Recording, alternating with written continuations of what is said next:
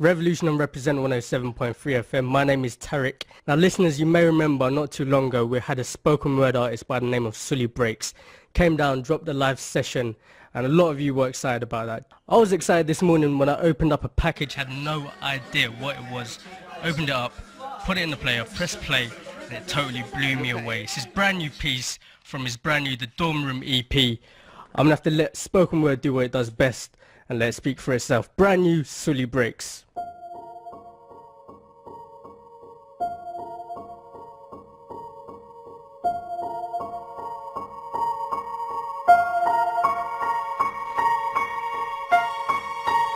Right now, there is a kid finishing parents' evening in a heated discussion with his mother, saying, why does he have to study subjects he will never ever use in his life?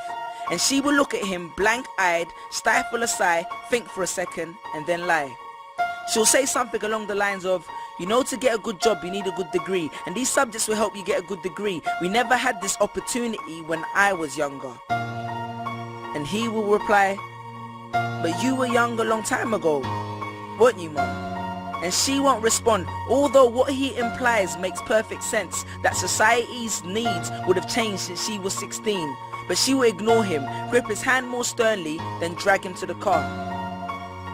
But what she doesn't know is that she didn't ignore him just to shut him up. She didn't lie because they were just returning from parents' evening and an argument in the hallway would look bad on her resume. She won't lie because she's just spent the last 1 hour convincing a stern-faced teacher that she will ensure that her child studies more at home.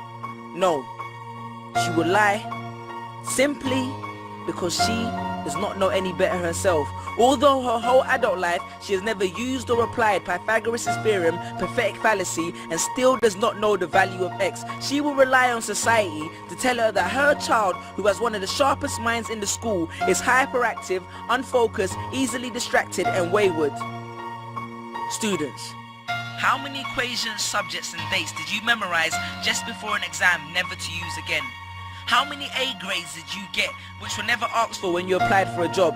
How many times have you remembered something 5 minutes just after the teacher said stop writing, only to receive your results 1 month later to realize that you were only 1 mark short of the top grade?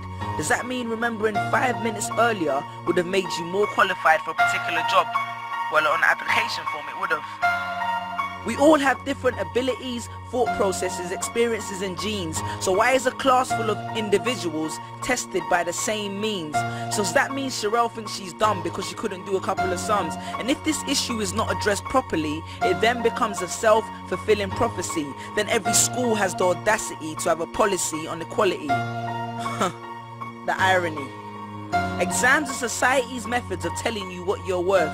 But you can't let society tell you what you are, because it's the same society that tells you that abortion is wrong but then looks down on teenage parents. The same society that sells products to promote natural hair, looks and smooth complexion, with the model on the box half photoshopped and has fake lashes and hair extensions, with pastors that preach charity but own private jets, imams that preach against greed but are all fat, parents that say they want educated kids but constantly marvel at how rich Richard Branson is, governments that preach peace but endorse wars, that say they believe so much in the importance of higher education and further learning, then why increase tuition fees every single year? I believe Miss Jefferson when she took me into the office and said that my exams would be imperative to my success, because we was taught to always follow when Miss Jefferson led. But then I took Jefferson out of the equation and learned to think for myself. I realized we was taught to always follow when Miss led. The irony.